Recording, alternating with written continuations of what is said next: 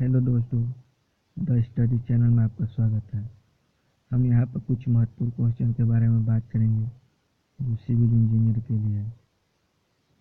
Question number 19, the discharge through a channel of A rectangular section will be maximum if. यहाँ पर कह रहा है कि डिस्चार्ज कब मैक्सिमम होगा रेक्टेंगुलर चैनल के लिए। तो यहाँ पर हमारा करेक्ट ऑप्शन होगा सेकेंड। यदि ब्रीथ डेप्थ का दोगुना कर दे, मतलब ट्वाइस कर दे, तो हमारा डिस्चार्ज रेक्टेंगुलर सेक्शन में मैक्सिमम होगा। तो करेक्ट ऑप्शन हमारा होगा second.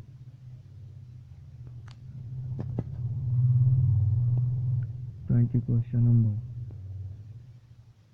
The hydraulic mean depth for a circular pipe of diameter and flowing full is. यहाँ पर पूछ रहा है कोई सर्कुलर पाइप है, ठीक, इसका हाइड्रोलिक मीन डेप्थ बताना है। यदि पाइप में से फुल होकर पानी बह रहा है तो हमारा आंसर होगा second, D/4। Bernoulli equation is apply to. तो हम बर्नौली इक्वेशन कहाँ अप्लाई करते हैं? तो वेंचुरी मीटर में भी अप्लाई करते हैं, ऑर्फिस मीटर में भी करते हैं और पिचाची में। जब इन लोग का फार्मूला हम डिराइव करते हैं ऑर्फिस मीटर में, तो वहीं बर्नौली इक्वेशन यूज करते हैं। पिचाची में भी हम यूज करते हैं बर्नौली इक्वेशन, इसलिए correct option all of these होगा। यहाँ पर question number 22, the pressure measure with the help of piezometer tube is in. तो प्रेशर हम मेजर करते हैं पीजोमीटर ट्यूब से, तो हम मेजर करते हैं head of liquid. Correct option होगा 4।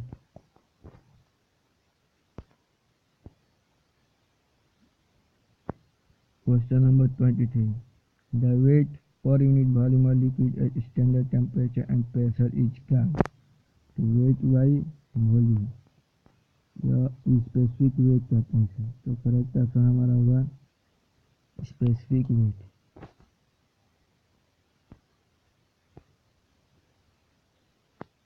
According to unknown formula, the relationship between diameter of rivet hole and thickness of plate is given by।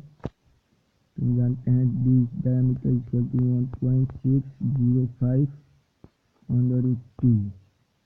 तो हमारा करेक्ट ऑप्शन सेकेंड होगा।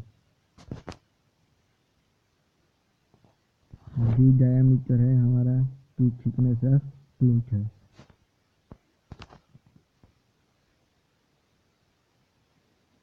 Question, when a shaft is subjected to a twisting moment, every cross section of shaft will be under। तो shaft का formula होता है T/J Q/R G θ/A। तो यह Q shear stress होता है। तो यहाँ पर हमारा करेक्ट ऑप्शन होगा थर्ड, शियर स्ट्रेस। हमेशा शियर में रहता है, मतलब शियर स्ट्रेस होता है उसमें, शाफ्ट में।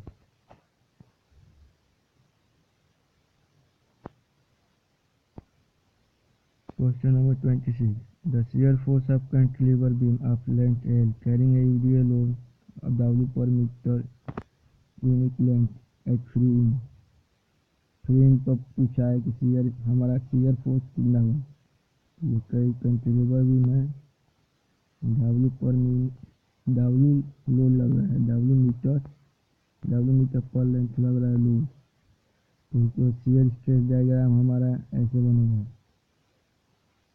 ठीक, ट्रायंगुलर बनता है। यहाँ पर शियर स्ट्रेस हमारा फ्री इंच पर 0 है, यहाँ हमारा मैक्सिमम होता है फिक्स इंच पर। तो WL फिक्स इंच पर होगा और 0 होगा यहाँ पर, फ्री इंच पर 0 होगा। तो करेक्ट ऑप्शन होगा फर्स्ट।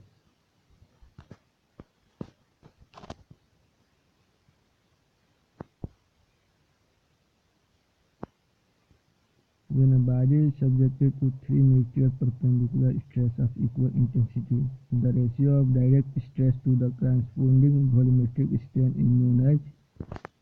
वॉल्यूमेट्रिक स्ट्रेन दिया है, तो हमारा करेक्ट ऑप्शन थर्ड होगा, बल्क मॉडुलस। यदि shear stress by shear strain दिया रहता है तो यंग मॉडुलस होता है। Linear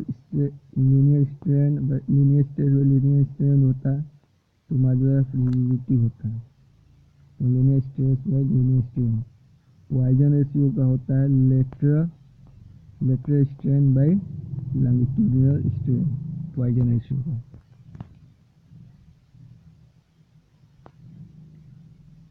the total strain energy store in a body term as.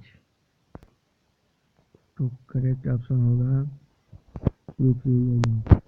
कहें कि यहाँ पर टोटल स्ट्रेन पूछ रहा है, ठीक है। यदि विथिन पूछ रहा था, अंदर विथिन दिया रहता तो रिजैलेंस होता। मैक्सिमम पूछा है टोटल स्ट्रेन में तो होगा प्रूफ रीजनिंग। यदि प्रूफ रीजनिंग पर यूनिट वॉल्यूम होता तो मॉड्यूलर ऑफ रिजैलेंस मारते हैं। मॉड्यूलर ऑफ रिजैलेंस होता है प्रूफ रीजनिंग पर unit volume.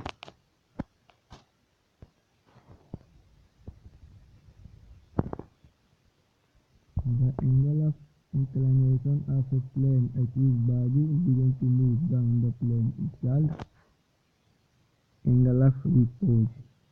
Second option correct होगा।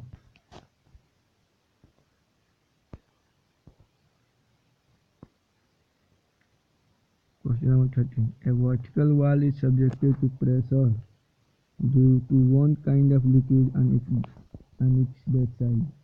The total pressure on the wall at a distance from the liquid surface। तो यहाँ पर पानी भरा है, ठीक है, डैम है, तो इसका प्रेशर डायग्राम होगा ट्रेंगुलर होता है। पूछा है लिक्विड सरफेस से कितने दूरी पर हमारा टोटल प्रेशर एक्ट करेगा। तो यहाँ से सरफेस से हमारा 2h/3 होता है, 2h/3। तो करेक्ट ऑप्शन हमारा थर्ड हुआ 2h/3। यदि बेस से पूछा रहता है, बेस से होगा h/3। हम नीचे से मतलब बेस से पूछा रहता तो h/3 होता। आयु ऊपर से पूछा है ना सरफेस से तो 2h/3 होगा।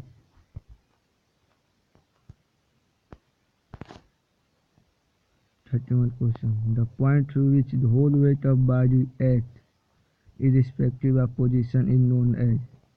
तो होल वेट पूछा है, होल वेट ऑफ बॉडी कहाँ रहता है तो सेंटर ऑफ ग्रेविटी होगा, ठीक।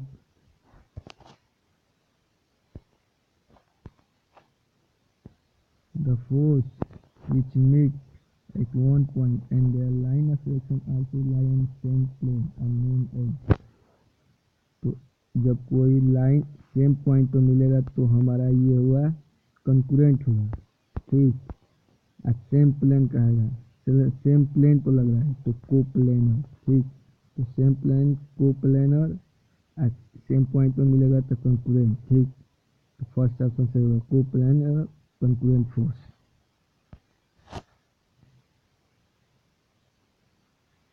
Fine grain soil has. तो फाइन ग्रेन सॉइल हैज क्या हुआ, तो इसका हाई परमिलिटी होता है और लो कंप्रेसिबिलिटी होता है।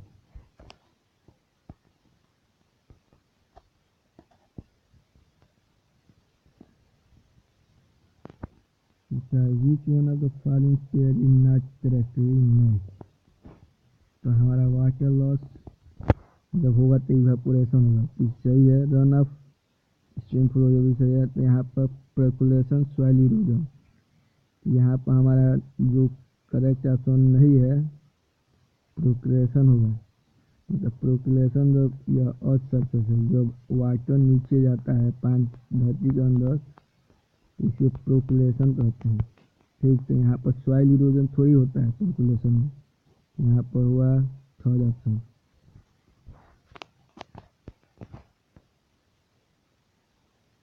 The maximum area of tension reinforcement in B shall not exceed 4% होगा। मैक्सिमम टेंशन और मैक्सिमम टेंशन और मैक्सिमम कंप्रेशन रेनफोर्समेंट का दोनों आंसर सेम होता है 4%।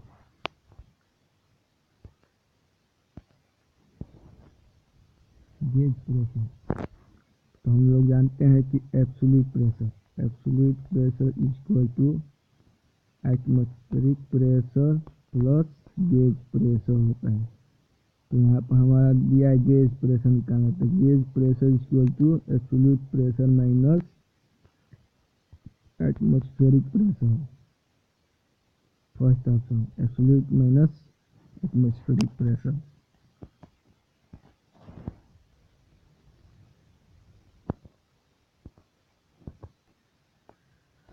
Last question. When a bar of length L, breadth B and thickness T is subjected to push P, तो क्या होगा? लेंथ है, कोई बार है, ठीक, यहाँ से कंप्रेशन लग रहा है, मतलब पुश किया जा रहा है, तो इसका क्या होगा? लेंथ डिक्रीज होगा, ठीक। जब पुश करा जाएगा तो लेंथ डिक्रीज होगा और इसका क्रॉस सेक्शन बढ़ेगा, मतलब ब्रीथ भी बढ़ेगा, इसका डेप्थ भी बढ़ेगा। तो correct option 4, length decrease, width and thickness increase.